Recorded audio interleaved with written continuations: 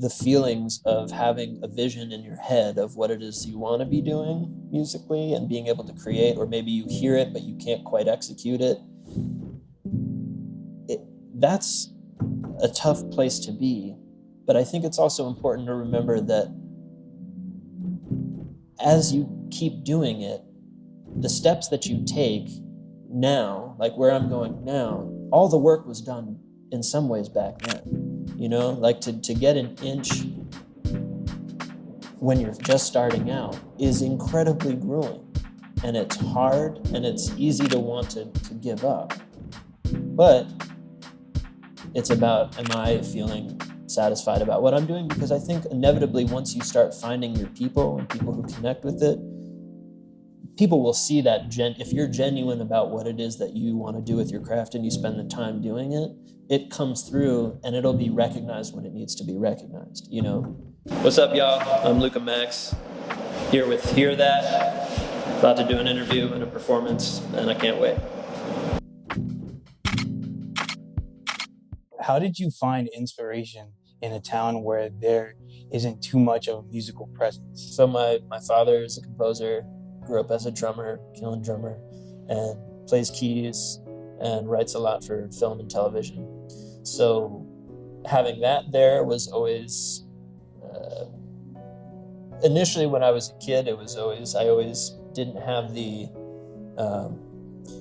desire to follow through and play. Like I would play bass. I picked up a bass when I was 10, but I could hear that I wasn't very good and didn't have the time to to work on it. So but it always helped to know that it was there and know what was possible. My uncle was also a musician, and he released a record when I was growing up that was really important for me. My uncle Caleb Heineman, and he's on one of your tracks in the album, right? That's the last right. track. Yeah, he's on the last track of the EP that I released in 2018. Yeah, so he and I wrote that song Jumbotron together. Yeah. Love that song. So thank you. And that EP was something that I collaborated with my dad for those for the first 4 tunes. So yeah, it's definitely a musical family, and I'm sure I'm missing plenty. I have cousins, second cousins, so it extends out very far. But there's also a lot of pressure that I think came with that, and it took me some time to get to a place where I was comfortable with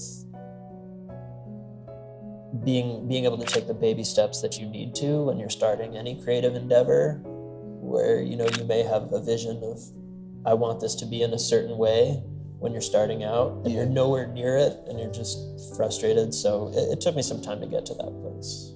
What was that first step? For me, it was actually freestyling. Okay. Which was, I was a junior at Fordham University, living in the Bronx, and my roommate, Steven, said we should freestyle. And, we threw on some beats, and what was important for me was that it allowed me to contribute musically without having to know music theory or, having developed technique. It was sort of just something that I could just, you say words and it felt like you were doing something. So I just kept doing that, and then that led me to explore playing bass. And but I do remember the feeling, though. I mean, the raps were horrible for sure, but it was fun, and it felt like there was something there. And for maybe not the first time, but in my life, it was a unique experience that I was feeling like I could throw on a beat and start, and it felt right, and it felt like something I just wanted to do. I didn't have to convince myself to do it or that I should be doing it. It just kind of happened in that way, I always knew that I had a lot of different things I wanted to do with music, so it wasn't just rapping or playing bass. It was wanting to make records, wanting to be involved in a lot of the different aspects of making music. And so I knew that was also going to take some time. And, I was out of school 4 years, and then I decided that I wanted to go to school for music. And so, yeah, I mean, that's when I went to Berkeley. and when I was 26. And going to Berkeley was really important too, you know, to sort of have, I developed some discipline around studying, but then getting a chance to be there to meet, you know, the professors, but also the level of the musicians that are there is incredibly high, and getting a chance to play with people. It was just a lot of, there was so much that I got to just soak in being there. So that also was really important for kind of the development, you know. Is that where you met the band that you're working with on this new album? So that's where I met a couple of the different collaborators that I'm working on, that I showed this album. Between the last album that you released in 2018 and songs on that, like Elephant, which is still one of my favorite songs, and but like the songs that you were releasing with this new album, yeah, it's it's like there's levels to this, and you just raised your level. I think a lot of it is putting yourself in a community of people that inspire you and that also push you. And that was, you know, I was lucky enough to be going to Berkeley and having that, you know. So I think getting a chance to play, to push myself. And then I took some production classes that kind of helped me to, you know, when you're starting anything, especially something like production that seems so deep and kind of daunting, I was wondering if it was something that I could do. But having some of those classes, and I had some important teachers who kind of showed me some things that allowed me to then start just working on my own. And, you know, I did this beat a day thing over during the pandemic that really helped me to start developing my own sound as a producer.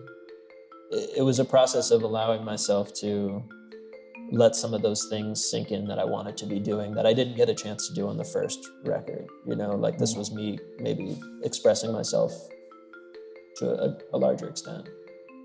The question is, what is the message? I think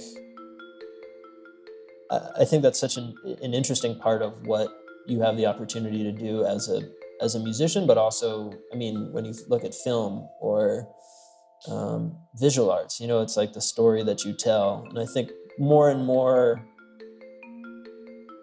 I think I'm interested in the impressions that you can give someone rather than saying exactly what it is that you're thinking or that you're saying, this is what the song is about. You know, like I think that's been more the turn that way, but on that first EP, I think, you know, there was different things that I was trying to talk about.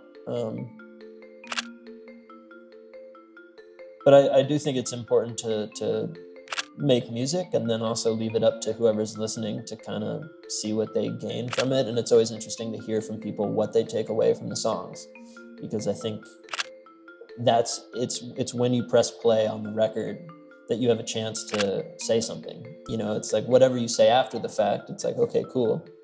But what happened when that person was listening, and what was that process? Yeah, some people take that approach and they end up creating for the moment. And some people take that approach and they end up trying to create like timeless pieces, and they end up succeeding sometimes. Yeah. Are you trying to create timeless music? Because I could picture myself listening to this years in the past and years in the future, and it would still sound amazing. Thank you, man. I don't know that I've thought about it in those terms. I think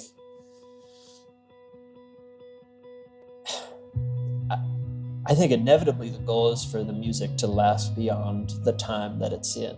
You know, I think you want that music to resonate, because I think that's the reason why I wanted to make music is because of the way that I feel when I would hear a song that just gets you on a level where it almost doesn't feel like you're listening to music. You know, it feels like you're having another out-of-body experience, or you're able to just go through a lot of different emotions, or you want to dance, whatever it is. Like, Can't Keep Checking My Phone is a song by Unknown Mortal Orchestra that when I heard it, I was just like, what? This is unbelievable.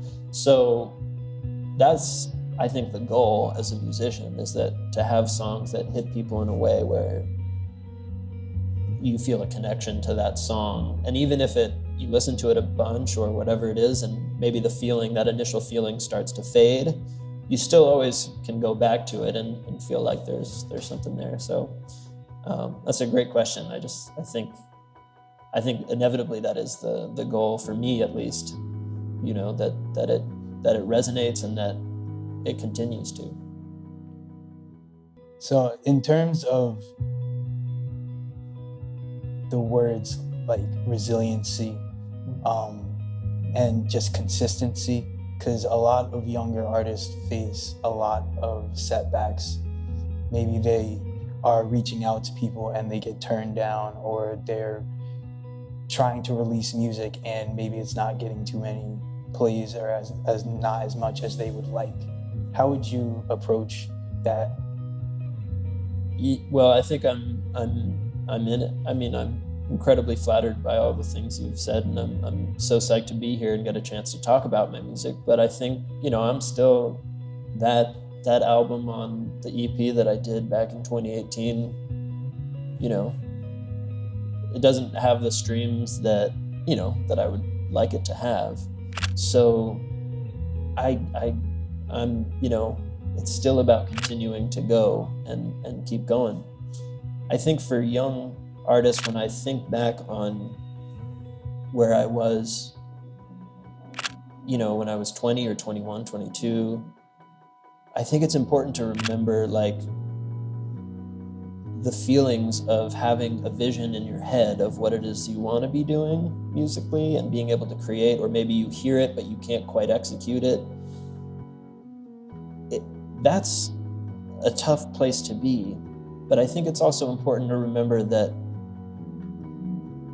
as you keep doing it, the steps that you take now, like where I'm going now, all the work was done in some ways back then.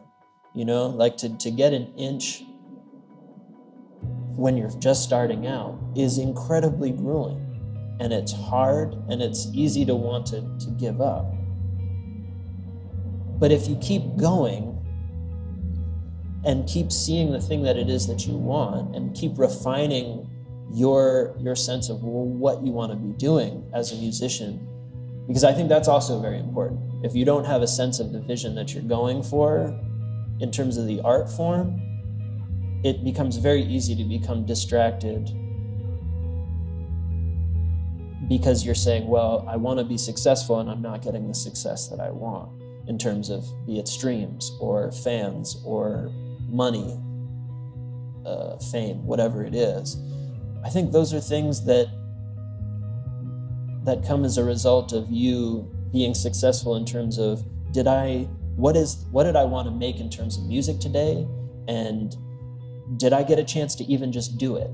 And if I'm too scared to start for whatever reason, what do I have to do so that I can begin to start taking those steps? So I'm giving you some long answers here, but I think that's, but I think that it's really, it's important to give yourself that, I think maybe the term is grace when you're starting out, so that you feel, okay, maybe I'm not getting maybe this isn't being accepted in the way or received in the way that I want it to on the outside.